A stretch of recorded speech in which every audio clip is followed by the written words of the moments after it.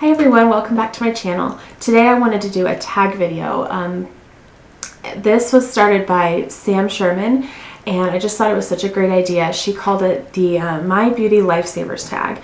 And the whole idea is, what are some items that have really just made an impact in your beauty life? I think, we all hear about everybody's monthly favorites, and sometimes we never really hear follow-ups on those things. And then sometimes our everyday holy grail products kind of just get pushed aside because we mentioned them one time a long time ago. So I thought this was a great video to really just narrow in on what our true holy grail beauty products are.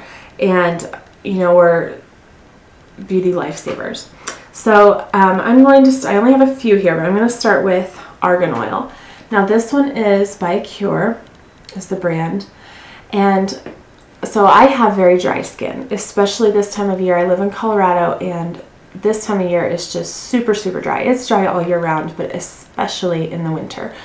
And I have a hard time with dry, flaky skin around my nose, on my cheeks. And Argan Oil has been something that I use every day, sometimes twice a day. I mix it in with my moisturizer. This one is super easy because it just has a little dropper. And I'll put a couple drops in my hand with my moisturizer and then just smooth it all over my face after I cleanse my face. If my skin is extra dry, I'll use this in the morning as well before makeup. But Argan Oil in general has just saved my skin. I have noticed a huge difference in my skin. I've been using it for the last year. I was using the Acacia one before this, and I have to say I think I like the Acure one better. I notice a little bit more hydration with it. I'm not sure why that is. If it's still 100% argan oil, I don't know why there would necessarily be a difference, but I think that there is, and they're the exact same price, around $15 at Whole Foods. So Argan Oil is my first beauty lifesaver. My second one to go along with my dry skin is the Revlon Age Defying Firming and Lifting Makeup. And I discovered this a couple of months ago.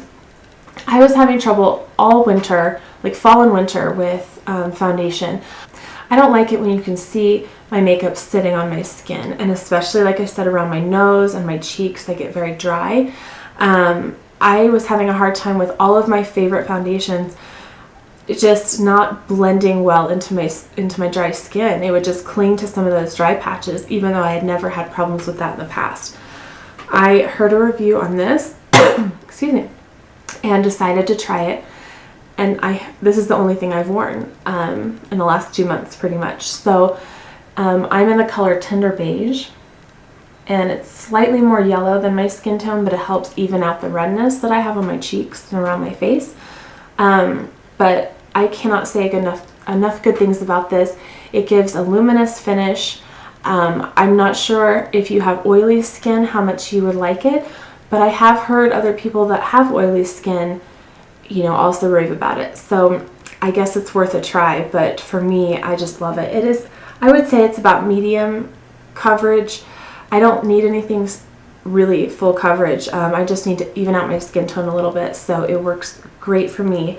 And I mentioned this in my favorites video, but my favorite brush to apply that with is the Sigma F80 Flat Top Kabuki. I find that that's better than a beauty blender, which I love, but I think this one, it shears it out a little bit too much with a beauty blender, but the Sigma one just smooths it on flawlessly. All right, and the next thing that is a lifesaver for me, I get very red around I get red all over. I mean, you can, I'll hold my daughter, she'll touch me right here and I'll turn red. But my face especially gets very red on the cheeks and on my forehead and my chin. And this is the Cosmetics Bye Bye Redness. Sorry, there's a glare from the lights. I'm working on my lighting here, so. And this is what it looks like. Now, it has the texture of a moisturizer, and it goes on and it looks like you're going to be putting on concealer, but it blends out to practically nothing. And it is really amazing how much it just takes the redness away. I don't use this all over my face, especially with my dry skin. I think it could look a little bit patchy and cakey in certain areas, but just around my nose, my cheeks, a little bit on my chin, sometimes a little bit on my forehead, either blended out with my Sigma brush or the Real Techniques buffing brush. That has just been an absolute lifesaver. And what I'll do, I don't like to go to the gym with a lot of makeup on or anything, but I don't want to go just barefaced. I get self-conscious about being so red, especially when I work out, then I get even more red. So I will just put a little bit of this on my problem areas, a little bit of mascara, and I'm out the door. So I love, love, love this product. Now the next one was recommended to me by my dermatologist. Excuse me. It is not a prescription, but you do have to ask your pharmacist for it because they keep it behind the counter, or you can order it online. I've done both. I think I got it at the Target pharmacy, and then I also ordered it on Amazon. And it is the Dr. Dan's CortiBalm, and it's just a chapstick or lip balm, and it has 1% hydrocortisone.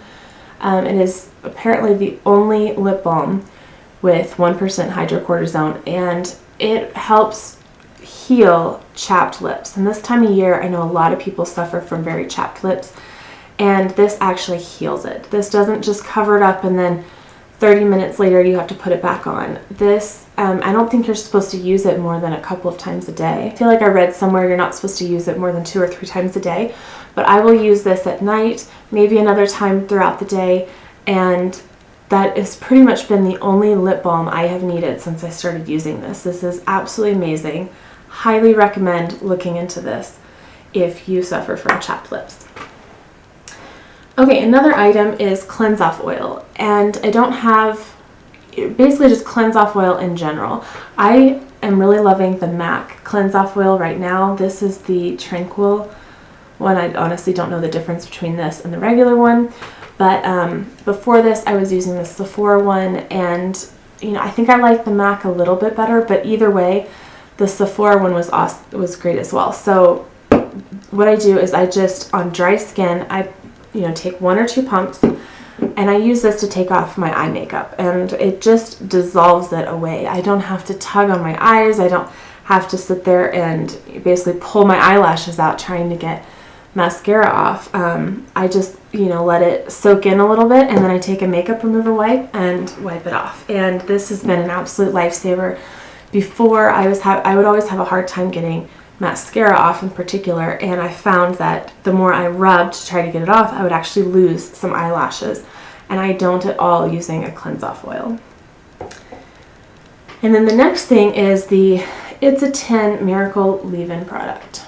I know everybody raves about this, and I have to say it is amazing. I absolutely love this. I just put it on the ends of my hair. It is a cream. I don't know if you can see that, but it sprays out. So it sprays out pretty thick. The only downside is it's a little bit difficult to spray. It's not like a liquid where you can just spritz it all over your hair really quickly. It's a little bit more difficult to spray out of the bottle, but it is worth it. It has made a huge difference in the dryness of my hair. I don't put it up in my roots at all, but I'll put it from about here down after I get out of the shower, and then I comb through it, and it helps me comb through tangles. My hair gets extremely tangly, and this has just really helped.